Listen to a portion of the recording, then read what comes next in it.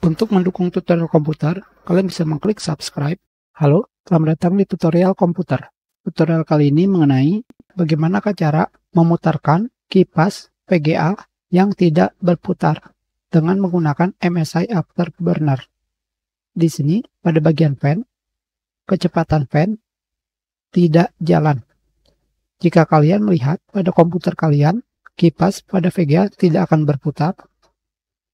Sekarang, bagaimana caranya supaya berputar? Caranya adalah pergi ke setting, fan, dan pilih Enable User Defined Software Automatic Fan Control.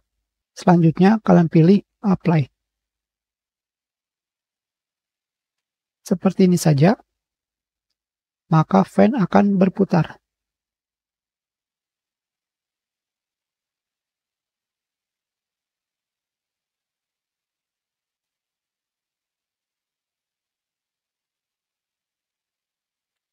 Sedangkan jika kalian ingin mempercepat putaran kipasnya, kalian pergi ke tanda A di sini,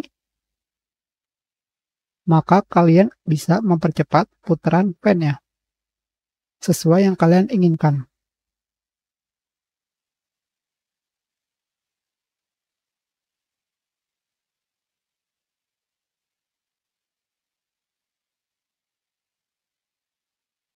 Kita sudahi, terima kasih.